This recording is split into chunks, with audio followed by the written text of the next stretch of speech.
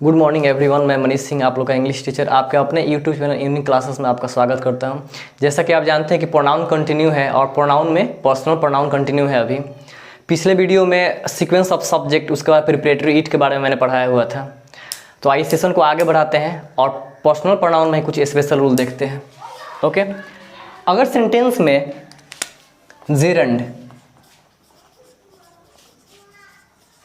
का प्रयोग किया गया हो, पता होगा आपको जेरंड क्या होता है। वर्ब में ING, worked as subject and quality of noun. Gerund क्या होता है? वर्ब में आईएनजी होता है, उसमें क्वालिटी क्या होता है? नाउन का होता है और सब्जेक्टिव प्लेस पे वर्क भी करता है। तो जेरंड के बाद सब्जेक्ट या ऑब्जेक्ट, ये देखना है कि जेरंड के जस्ट बाद सब्जेक्ट का प्रयोग किया जाता है या ऑब्जेक्ट का प्रयोग किया जाता है। याद रखना है, जेरंड के जस्ट बाद हमेशा ऑब्जेक्ट का प्रयोग किया जाता है, सब्जेक्ट का प्रयोग यहाँ पे रॉन्ग होता है, एरर होता है। ओके, जैसे एग्जांपल देखते हैं, walking him was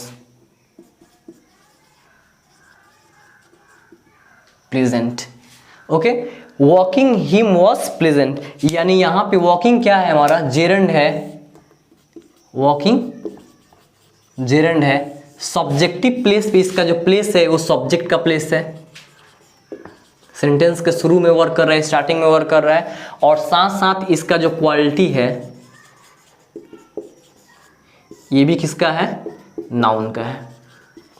right, quality किसका है? नाउन का है। उसके जस्ट बाद यहाँ पे हिम का प्रयोग किया गया है, तो हिम क्या है? हमारा ऑब्जेक्ट है, या कह सकते हैं ऑब्जेक्टिव केस है। तो याद रखना है यहाँ पे जेरंड प्लस ऑब्जेक्टिव केस।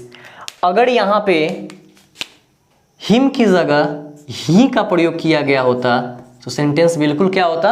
गलत होता। जैसे सेंटेंस अगर होता कि वॉकिंग ही वॉज प्लीजेंट, तो सेंटेंस में एरर होता, और सेंटेंस में उसी पार्ट में एरर होता जहां पे जेरंड के बाद सब्जेक्ट का प्रयोग किया गया हो। राइट, तो याद रखना है वॉकिंग के बाद या किसी भी जेरंड के बाद हमेशा ऑब्जेक्टिव केस या ऑब्जेक्ट का प्रयोग किया जाता है। ओके, नेक्स्ट पॉइंट है हमारा इन्फिनेटिव। नेक्स्ट पॉइंट है इन्फिनेटिव। ओके, तो इन्फिनेटिव में क्या होता है? इन्फिनेटिव का मतलब होता है two plus main verb one. Right, infinitive का मतलब क्या होता है? Two plus main verb one. जैसे मैंने पहले ही पढ़ाया हुआ था, सब्जेक्ट वर्ब एग्रीमेंट में भी इसे मेंशन किया हुआ था मैंने। तो याद रखना है कि इसके पहले या इसके बाद दोनों कंडीशन में ऑब्जेक्ट ही वर्क करता है। ओके, दोनों कंडीशन में क्या वर्क करता है? ऑब्जेक्ट ही वर्क करता है, और सही भी होता है। यानी इससे क्या पता चलता है कि इन्फिनेटिव के पहले भी अगर सब्जेक्ट आता है जस्ट पहले तो गलत होगा, या जस्ट बाद भी सब्जेक्ट आता है तो क्या होगा? हमारा सेंटेंस गलत होगा। ओके, तो याद रखना है कि इन्फिनेटिव यानी two plus main verb one, जैसे टू वॉक, टू गो, ये सब क्या है? हमारे इन्फिनेटिव है, जिनमें टू के बाद क्या है? हमारा मेन वर्ब वन है। तो इनके बाद कुछ इस प्रकार के वर्ब के बाद ही जिसके पहले टू का प्रयोग किया गया हो, जो कि अपने फर्स्ट फॉर्म में हो, उनके पहले भी सब्जेक्ट का प्रयोग गलत होता है और उनके बाद भी सब्जेक्ट का प्रयोग गलत होता है। बाद का मतलब जस्ट बाद, राइट, और पहले का मतलब भी उसके जस्ट पहले। जैसे as example,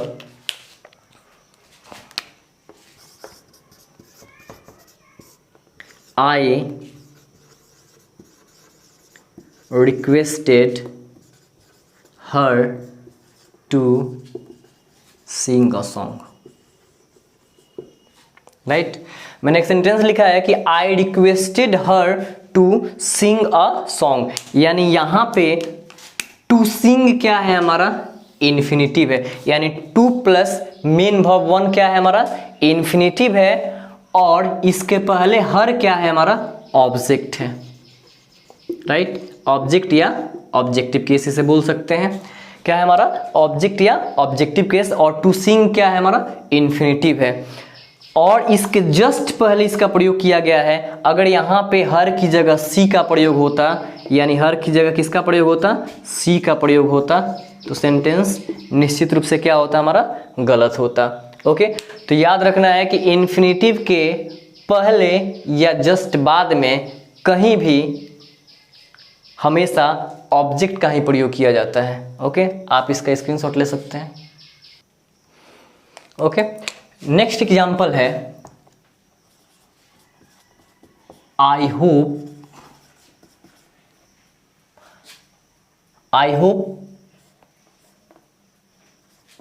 to meet him soon.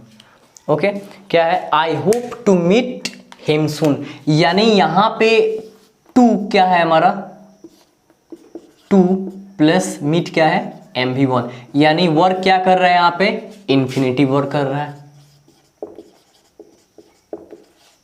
Right? Infinitive work कर रहा है। और इसके जस्ट बाद क्या वर्क कर रहा है? हिम, जो कि क्या है हमारा? ऑब्जेक्ट या ऑब्जेक्टिव केस है, राइट? पिछले एग्जाम्पल में मैंने बताया था कि I requested her to sing a song, यानी टू सिंग के पहले हर का प्रयोग था, यानी इन्फिनेटिव के पहले हर का प्रयोग था। इस सेंटेंस में टू मीट क्या है हमारा? इन्फिनेटिव है। और इसके जस्ट बाद किसका प्रयोग किया गया है? ऑब्जेक्ट का प्रयोग किया गया है, जिसे हम ऑब्जेक्टिव केस के नाम से भी जानते हैं। तो याद रखना है हमेशा कि किसी भी कंडीशन में इन्फिनेटिव के जस्ट पहले या जस्ट बाद में हमेशा सब्जेक्टिव केस का प्रयोग क्या होता है? गलत होता है। और ऑब्जेक्टिव केस का प्रयोग क्या होता है हमारा? सही होता है। ओके, नेक्स्ट पॉइंट है इसका लाइक और अनलाइक। तो सबसे पहले ये जानेंगे कि लाइक हमारा वर्ब भी है, लेकिन also functions as preposition. Verb तो है ही, लेकिन ये प्रीपोजिशन की तरह भी वर्क करता है, राइट? वर्ब के साथ साथ प्रीपोजिशन की तरह भी वर्क करता है, यानी कह सकते हैं हम कि लाइक और अनलाइक दोनों क्या है? प्रीपोजिशन भी है, राइट? और इसके बाद भी ऑलवेज ऑब्जेक्टिव केस का, ऑब्जेक्ट या ऑब्जेक्टिव केस का ही प्रयोग किया जाता है। ओके, यानी लाइक अनलाइक क्या है? प्रीपोजिशन है। और पिछले वीडियो में मैंने मेंशन किया था कि प्रीपोजिशन के बाद हमेशा ऑब्जेक्टिव केस का प्रयोग किया जाता है। तो अगर लाइक और अनलाइक भी प्रीपोजिशन की तरह वर्क करता है, तो इसके बाद आने वाला भी क्या होगा? ऑब्जेक्ट या ऑब्जेक्टिव केस ही होगा। सब्जेक्ट या सब्जेक्टिव केस क्या होगा? गलत होगा। यानी इसके बाद सब्जेक्ट कहे या सब्जेक्टिव केस कहे या नॉमिनेटिव केस कहे, तीनों क्या होगा हमारा? गलत होगा, राइट? ये क्या होगा हमारा? गलत होगा। और ऑब्जेक्ट या ऑब्जेक्टिव केस क्या होता है? सही होता है। ओके, जैसे एग्जांपल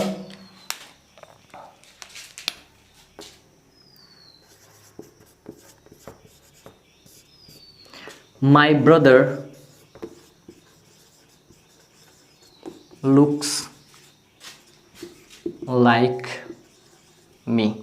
ओके, क्या लिखा है मैंने कि my brother looks like me, यानी यहाँ पे जो लाइक है हमारा, ये क्या है? प्रीपोजिशन का वर्क कर रहा है। और उसके बाद मी क्या है हमारा? ऑब्जेक्ट है या ऑब्जेक्टिव केस है।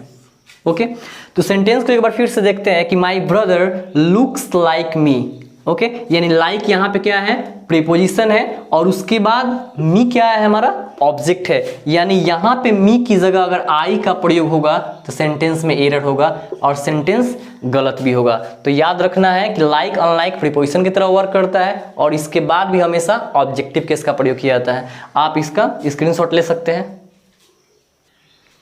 साथ ही साथ चैनल को ज़्यादा से ज़्यादा सब्सक्राइब कीजिए, आप लोग लाइक कीजिए, शेयर कीजिए, कॉमेंट कीजिए। Thank you.